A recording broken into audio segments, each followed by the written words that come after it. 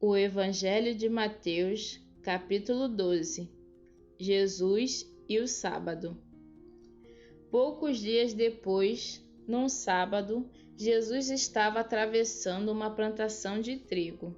Os seus discípulos estavam com fome e por isso começaram a colher espigas e a comer os grãos de trigo.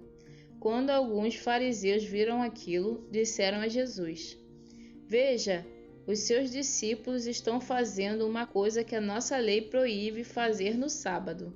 Então Jesus respondeu: "Vocês não leram o que Davi fez quando ele e os seus companheiros estavam com fome?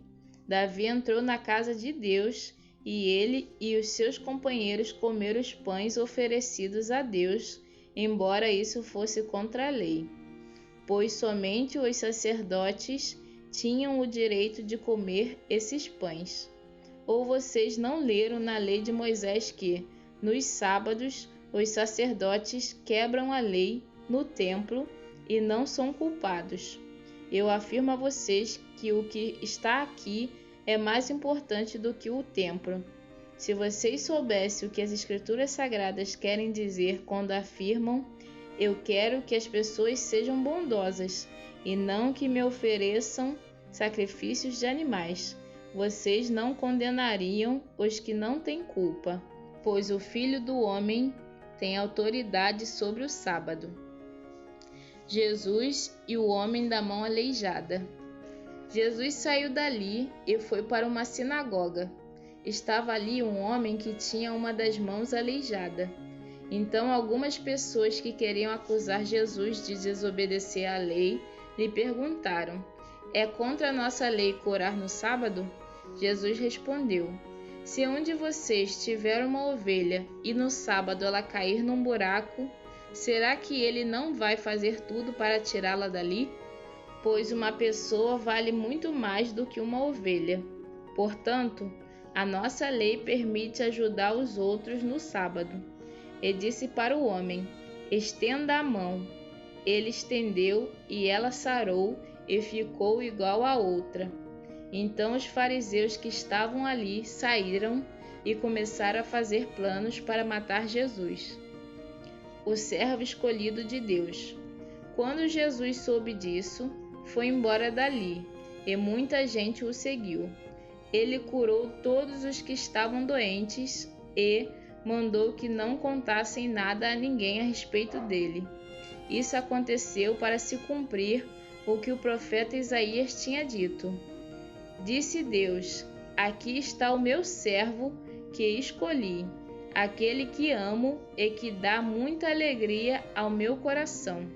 Eu porei nele o meu espírito e ele anunciará o meu julgamento a todos os povos.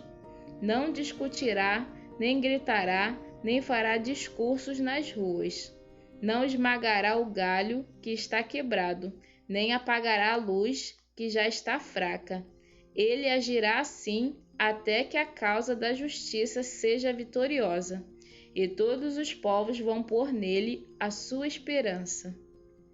O poder de Jesus para expulsar demônios. Então levaram a Jesus um homem que era cego e mudo, porque estava dominado por um demônio. Jesus o curou, e ele começou a ver e a falar. A multidão ficou admirada e perguntava: "Será que este homem é o filho de Davi?" Alguns fariseus ouviram isso e responderam: "É Beelzebu, o chefe dos demônios, quem dá poder a este homem para expulsar demônios."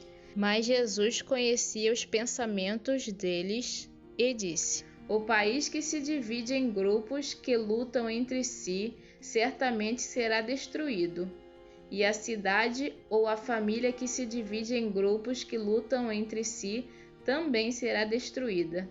Assim, se no reino de Satanás um grupo está combatendo contra outro, isso quer dizer que esse reino já está dividido e logo vai desaparecer. Vocês dizem que eu expulso demônios porque Beelzebu me dá poder para fazer isso. Mas, se é assim, quem dá aos seguidores de vocês o poder para expulsar demônios?" Assim, Os seus próprios seguidores provam que vocês estão completamente enganados. Na verdade, é pelo poder de Deus que eu expulso demônios, e isso prova que o reino de Deus já chegou até vocês. Ninguém pode entrar na casa de um homem forte e roubar os seus bens sem primeiro amarrá-lo. Somente assim essa pessoa poderá levar as coisas que ele tem em casa. Quem não é a meu favor é contra mim, e quem não me ajuda a ajuntar está espalhando. Por isso eu afirmo a vocês que as pessoas serão perdoadas por qualquer pecado ou blasfêmia que disserem contra Deus. Mas quem blasfemar contra o Espírito Santo não será perdoado. Se alguém disser alguma coisa contra o Filho do Homem, será perdoado. Mas quem falar contra o Espírito Santo não será perdoado, nem agora, nem no futuro. A árvore e as suas frutas. Vocês só poderão ter frutas boas se tiverem uma árvore boa. Mas, se tiverem uma árvore que não presta, vocês terão frutas que não prestam. Porque é pela qualidade das frutas que sabemos se uma árvore é boa ou não presta. Ninhada de cobras venenosas. Como é que vocês podem dizer coisas boas se são maus? Pois a boca fala do que o coração está cheio. A pessoa boa tira o bem do seu depósito de coisas boas, e a pessoa má tira o mal do seu depósito de coisas más. Eu afirmo a vocês que, no dia do juízo, cada pessoa vai prestar contas de toda palavra inútil que falou, porque as suas palavras vão servir para julgar se você é inocente ou culpado. O pedido de um milagre. Então alguns mestres da lei e alguns fariseus disseram a Jesus: Mestre, queremos ver o Senhor fazer um milagre. Jesus respondeu: Como as pessoas de hoje são más e sem fé. Vocês estão me pedindo que faça um milagre, mas o milagre do profeta Jonas é o único sinal que lhes será dado. Porque assim como Jonas ficou 3 dias e 3 noites dentro de um grande peixe, assim também o Filho do Homem ficará 3 dias e 3 noites no fundo da terra.